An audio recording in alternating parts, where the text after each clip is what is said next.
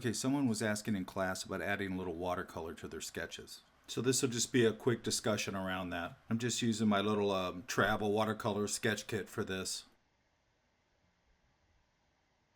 And this Uniball pen is just one I had around that I know is waterproof. I also like that it's a roller ball, so it's real inky. I'm using ink for this, but you could use a pencil, just whatever you like. So I'm just going in here with a brush pen and sort of punching up his glasses. I don't usually use black if I was doing sort of a quote-unquote serious watercolor painting, but for sketching it works great. Sometimes I'll use a sepia one, whatever color you want to do. Sometimes sepia looks really nice with the watercolor washes. I'm going back to the Uniball again just to add a few things. So like in the eye sockets, things like that, I could go in there and add some hatchy lines and things like that. You don't have to, and I'm always thinking about how much line do I need, because I don't want too much of it and I don't want to start looking like a coloring book that's just been colored in.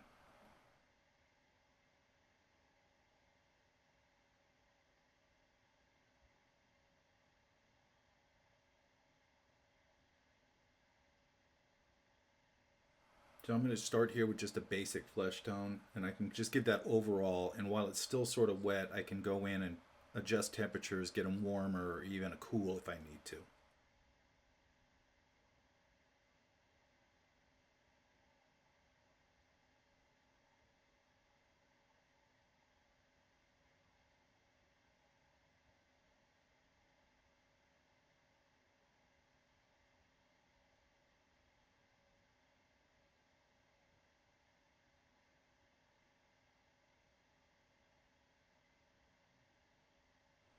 And you'll see that ink's not moving. So I always test my pens beforehand. Some of them are water soluble, and I can use that sometimes to just get a little render on it just by melting the line. But in this case, I want it to be sort of bulletproof and not move. And you'll see as we move through this that the line is really holding it together visually. So you can get very loose with the color and, really be pretty expressive with the color because the line is really holding it together. The trick here is you sort of want the line and the color to marry. That's why I'm thinking about how much line do I have in here. So they sort of marry together where you're not really noticing that the line is containing everything.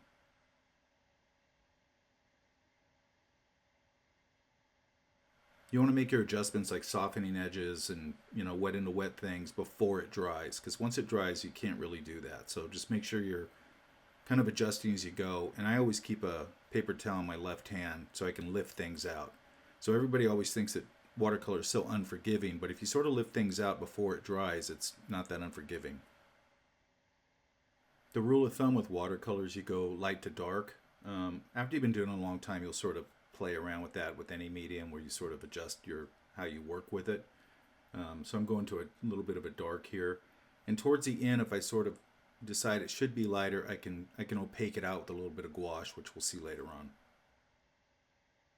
What you have to remember though is you don't want to try and fix the entire painting with gouache, especially if you're doing what I'm doing here where I'm just using a little bit of white gouache to opaque it out, because the whole painting will just get chalky, and that's not really the statement you're trying to make. This is basically a watercolor painting with a few hits of gouache.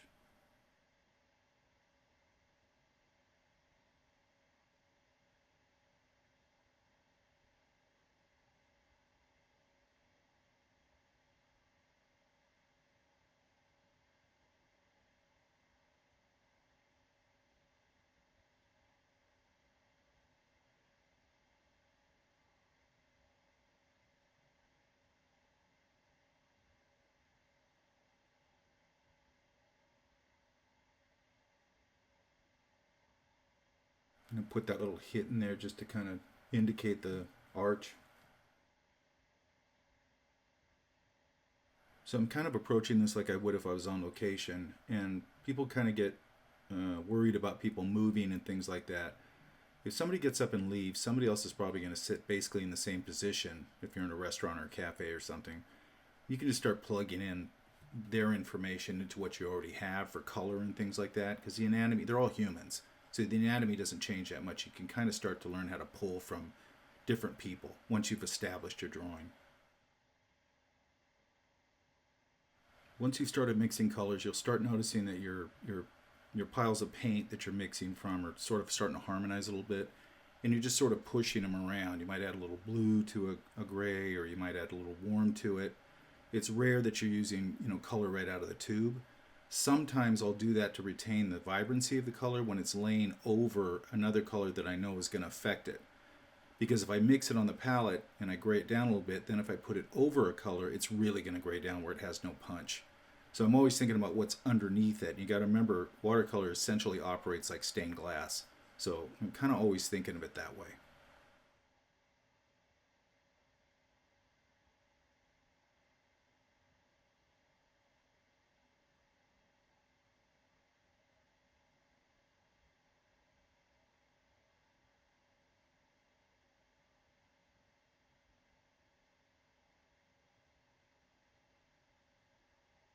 I'm using that cool value to sort of indicate a shaved head, sort of the same thing you use when somebody's shaved and they got that 3-day beard thing going on. Could go a little greenish, it can go different colors, even purplish.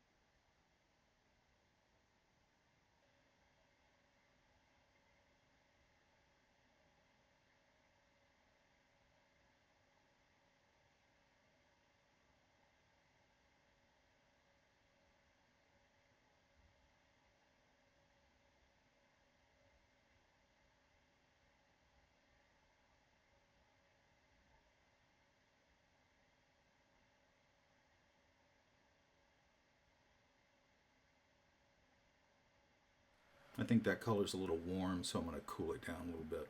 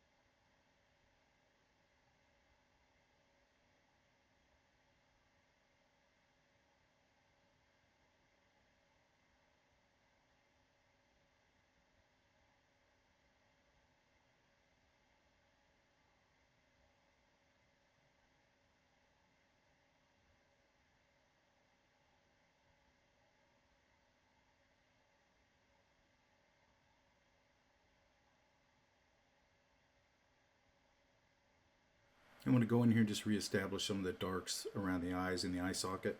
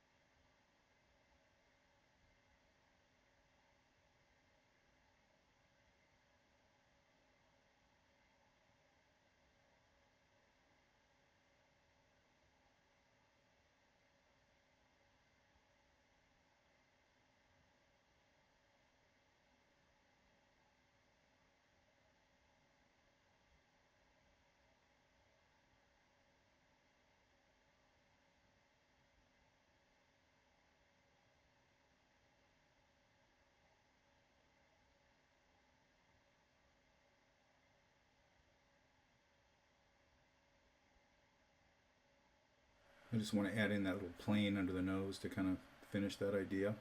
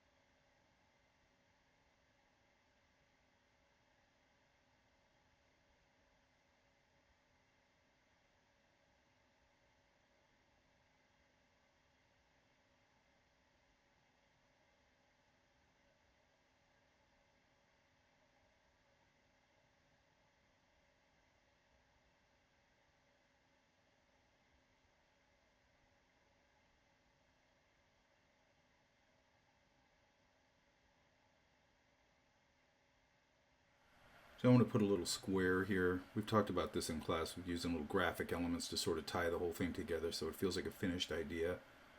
And if you notice, I'm not using a ruler or anything like that. Sometimes when you get overly stiff like that with things, it just doesn't really work. Sometimes it does. I mean, there's no right or wrong all the way across the board with anything, but I don't like everything getting too rulerish and hard-edged. I'm adding a little spatter there just for interest. And also, if you notice, I took a pin, put it on the board, and smacked against it. It gives it something harder edge to hit against, so you have a little more control over the spatter.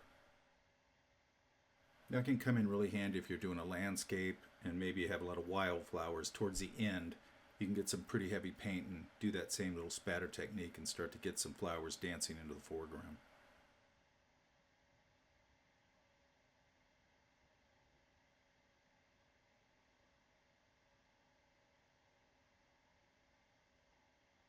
Also, if you notice throughout this, I'll reestablish like the warmth on the nose. I go a little orangey sometimes on the ears because if you ever see light passing through ears, especially if they're backlit, it gets very orangey. So sometimes I just take advantage of that to sort of shift the temperatures and make it a little more dramatic.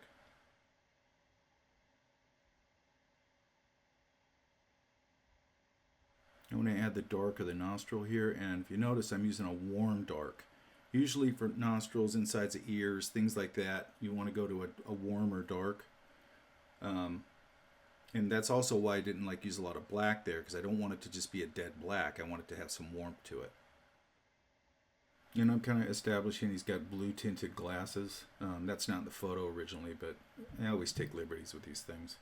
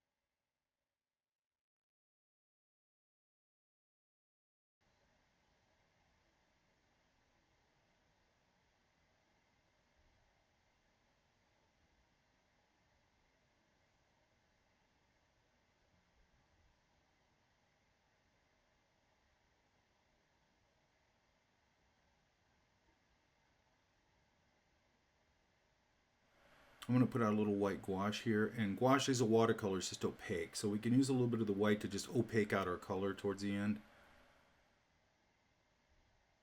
And I have a little spot on my palette for it where it's just sort of out of the way, and I leave it there because I can go back and use it. It's not going to be as opaque as it is out of the tube, but it's still more opaque than regular watercolor, and sometimes it gives me varying degrees of opacity.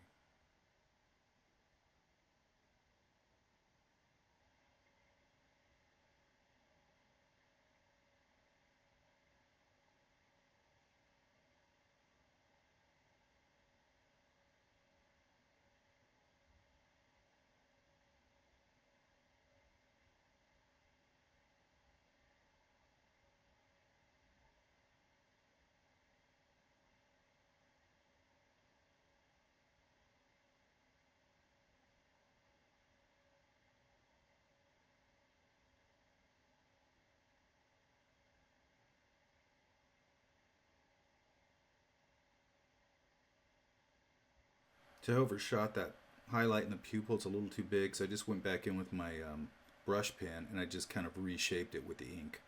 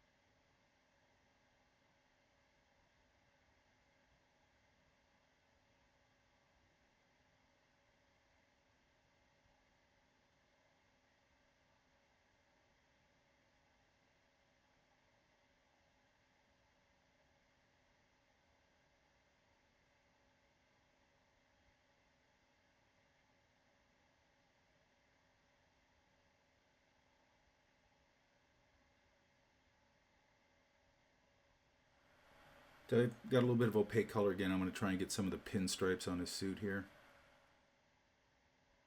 And it needs a little more opacity, so I'll add a little bit of white to that.